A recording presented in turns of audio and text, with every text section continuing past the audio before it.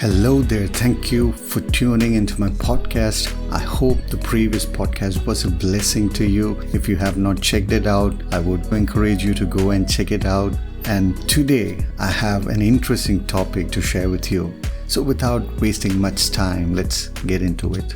There are times in our Christian life when we would have felt, let me shut down the shop, go find something else to do.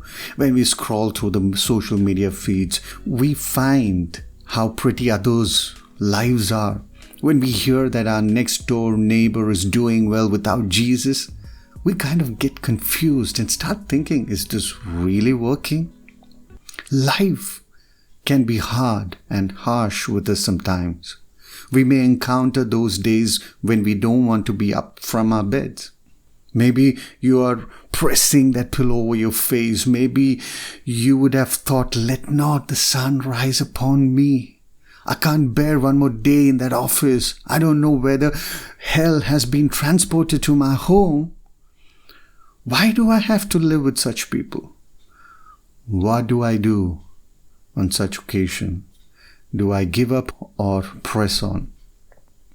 The obvious answer is press on. But how do I do it when I feel all drained? The first thing that we can do is to stop beating ourselves for having such thoughts. Many Christians are guilt-ridden that they are having such unholy thoughts. We feel that I'm a Christian. I'm supposed to carry that Christian smile always. We stop being real sometimes. Being real is not unchristian. Let me repeat it for you. Being real is not unchristian.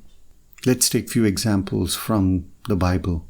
Jesus, when he heard that his friend Lazarus has passed away, he cried. Paul the Apostle went through crazy time. He was deserted by his ministry partner, Demas. He left him. And then Apostle Paul writes a letter to Timothy, his son in faith, how Demas has deserted him. Demas would have probably thought, why do I want to suffer so much as a Christian? Why do I have to be with this guy to be beaten up by people? I have suffered a lot. This is enough. And let me leave. He shut his shop. Now let's listen to the conversation between Jesus and his disciple. And then later on with his Father. Matthew chapter 26, verse 36 to 39. Then Jesus went with them to the olive grove called Gethsemane. And he said, sit here while I go over there and to pray. He took Peter and Zebedee's two sons, James and John, and he became anguished and distressed.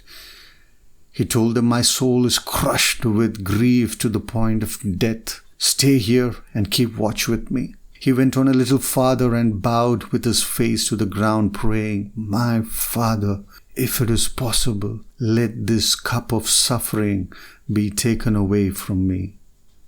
Yet I want your will be to done, not mine.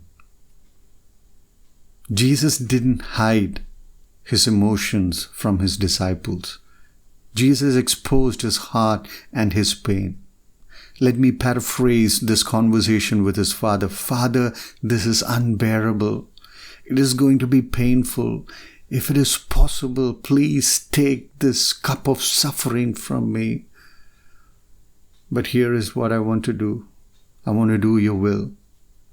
I believe for you and me as disciples of Christ, what keeps us going forward is our surrender. My will is that I want to quit. I want to give up on this relationship, and these temptations are too hard to resist. But then we tell God, God, I choose to do your will. I know it's going to be difficult. People might call me a fool, but I choose you and your plan for me. I trust in your plan.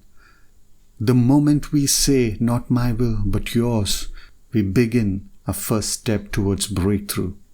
The trust is a surrender that will keep us going.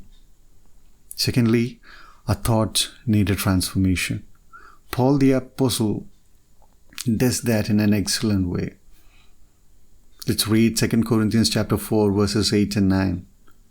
We are afflicted in every way, but not crushed, perplexed, but not despairing, persecuted, but not forsaken, struck down but not destroyed.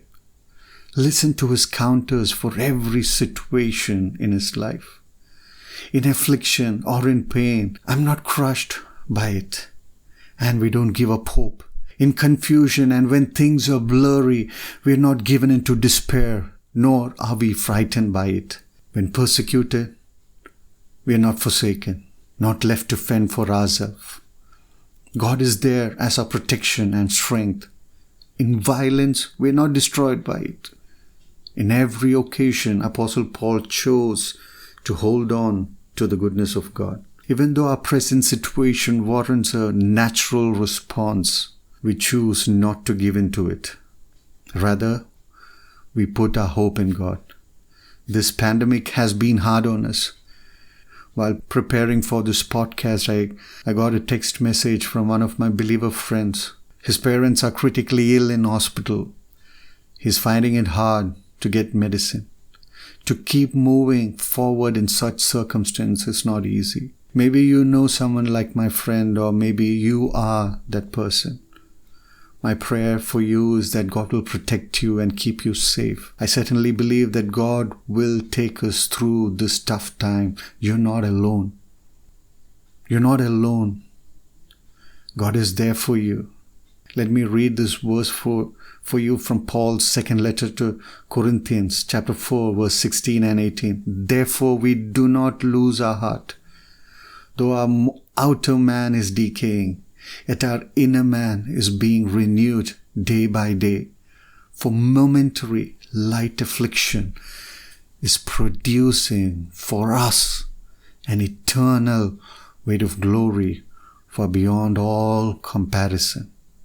The momentary light affliction, what you are going through today, the pain that we are suffering, the heartbreaks that we are having today, it might seem like an eternity, but the scripture says it's a light affliction.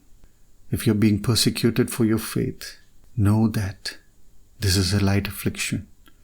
And what is in store for us is much greater. And it can be compared to anything that this world can offer. Keep moving. Keep building. God be with you. Hey, thank you so much for listening to my podcast. If this podcast has been a blessing to you, please drop a like and subscribe to this channel. I would be glad if you could do that. So thank you so much for your time and listening to me. So I'll catch up with you in the next one. God bless.